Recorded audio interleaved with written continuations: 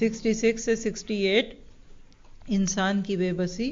وَلَوْ نَشَاءُ لَطَمَسْنَا عَلَىٰ أَعْيُنِهِمْ فَاسْتَبَقُوا الصِّرَاطَ.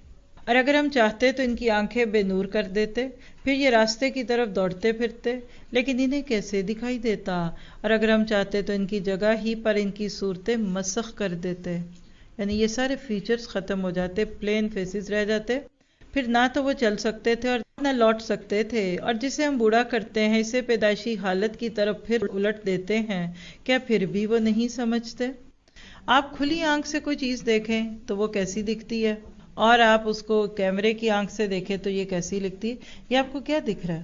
خوبصورت کلر ہے، گول دائرے ہیں، لٹو لگ رہے ہیں، آنکھ ہے، کوئی کہہ رہا ہے گلیکسی ہے. ہماری آنکھیں اور کہکشاں میں سملرٹی، جو اوپر گلیکسیز ہیں نا، وہ اندر سے اگر کیمرے کے ساتھ دیکھیں اور یہ ہماری آنکھ کی پتلی کے اندر کیمرہ ڈال کر دیکھیں تو کیا ہوتا ہے؟ لاب متناہی خلا کی طرح ہماری آنکھیں بھی گہری ہوتی ہیں. وہ تو شاعری میں کہتے ہیں نا، بڑی گہری آنکھیں ڈوبی نہ جاؤں، کشتی لے کے جانا اندر. آنکھیں دل کا دروازہ ہیں جو دل تک پیغام لے جانے کا ذریعہ ہیں. آنکھوں میں اظہار کی طاقت ہوتی ہے جو ماحول پر اثر انداز ہوتی ہے. غور کرنے والوں کے لیے ان میں بہت زیادہ گہرائی ہے. ہم نے ان کو کس سوچ سے پڑھا کہ ہم مسحور ہو جائیں اپنے رب کے ماسٹر پیس سے. کوئی بنا سکتا ہے ایسی آنکھ؟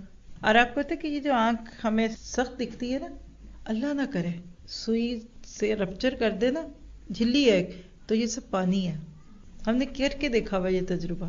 لیبارٹری میں بھینس کی آنکھ دکھائی گئی، وہ اتنی بڑی تھی، بظاہر تو آپ کو اتنی لگتی ہے نا، تو وہ تو صرف باہر پپوٹے میں ہے نا، اس کے اندر پورا ایک جیسے بڑا شتر مرغ کا انڈا ہے نا، اتنی بڑی آنکھ تھی.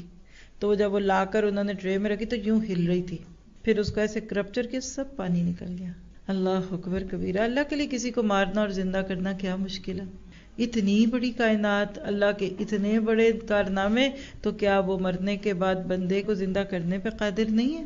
تو یہ سارے دلائل ہیں جی کر اٹھنے پہ.